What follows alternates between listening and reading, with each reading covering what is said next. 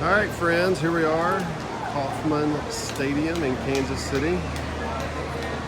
Sunday, July 25th, 2021. We're watching the Royals take on the Detroit Tigers. It's currently the bottom of the fourth inning, and the Royals have a 5-0 lead. All runs scored on home runs. This is the first inning. Salvador Perez hit a home run, and Jorge Soler came up with back-to-back. And in the third inning, Jorge Soler hit his second home run. So he's currently got 2 at-bats, 2 home runs. Hey, here we are, Kauffman Stadium. It broke ground in 1968, completed and opened in 1973. For the first 20 years of its existence, it was known as Royals Stadium, but in 1993, they named it after the team's founders and owners, Ewing and Muriel Kauffman, who brought baseball back to Kansas City after the Athletics left.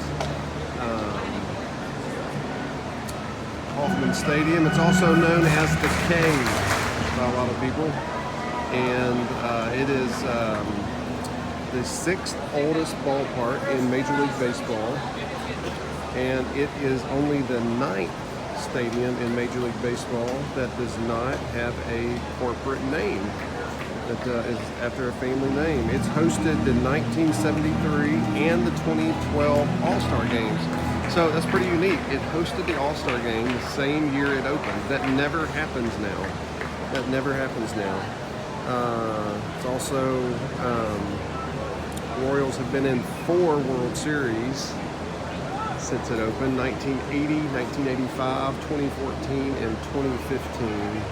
And the Royals won both of their World Series, 1985 and 2015. They won Game 7 to clinch the World Series right here on their home ballpark, which is kind of cool. So, most well-known, famous player to call Kauffman Stadium home was George Brett, Hall of Famer, played his entire career here, had 3,174 hits in his career. He was like the 16th or 18th man in history with 3,000 hits. But yeah, they have statues here of George Brett, Frank White, who is a local legend, Dick Hauser, who was their manager back in the 80s, and then the Ewings, the founders.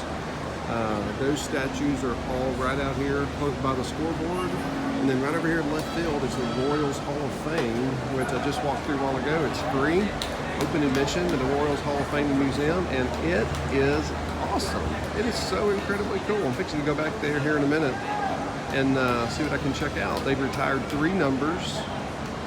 George Brett's number 5, Frank White's number 10, Frank White's number 20, and Dick Hauser's number 10. So other people are members of the Hall of Fame, but those are the only 3 numbers that have been retired, and are also the only 3 that have statues in addition to the Kauffmans.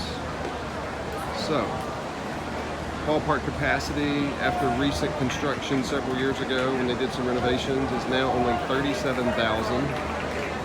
Today's attendance is about 12,000 tickets sold. Not sure how many people are here in the seats, but Royals fans are, you know, it's 100% open capacity now this season, but Royals fans in recent years have already started and been doing social